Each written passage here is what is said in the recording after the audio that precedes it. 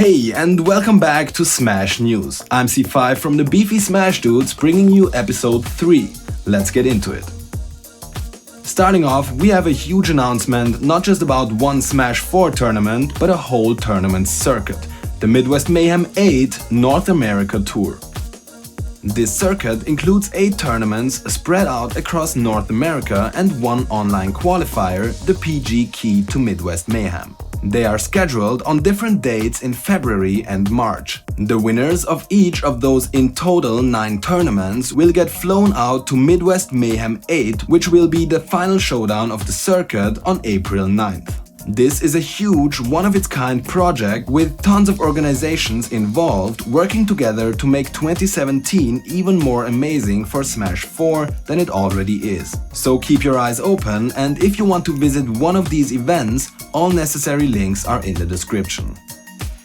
This upcoming weekend, the famous Japanese Smash 4 tournament, Tokaigi, takes place once again. And besides famous international players that will visit the tournament, people are also speculating about a possible announcement from Nintendo. Prior to the event, 7 qualifiers have been scheduled, of which 6 have already been played out. 14 players have already qualified through these tournaments, with US player Nairo being one of them. Additionally, 4 other international players, including Ally, The Buzz, Mr. R and Isam, have been invited to participate at Tokaigi. But besides the Japanese Smash 4 action the tournament is known for, it is also famous for having Nintendo correspondents present, including Sakurai himself, for the past 2 years. Last year, Corrin and Bayonetta were first unveiled at this tournament, which is why some people are hoping for a similar announcement this weekend. Unfortunately, we already got the confirmation on that by MVG Vayseth, who is the translator and manager of the invited players. In a talk with Smash News, he said, "While I bet many people are expecting a potentially huge announcement at Tokaigi this year, like there was at Tokaigi 2016, unfortunately there will not be one this year. I confirmed that with Tokaigi, and they should be making a statement themselves on that matter soon." Either way, Tokaigi will be an amazing event with one downside for international viewers. There will not be an English-speaking livestream available. If you don't want to miss out on the action, you can watch the Japanese stream though. In the description you can find a link to the Japanese homepage. Your browser surely has an option to translate the page into your language, so that shouldn't be a problem. To watch the event, you have to make an account, which is absolutely free but necessary.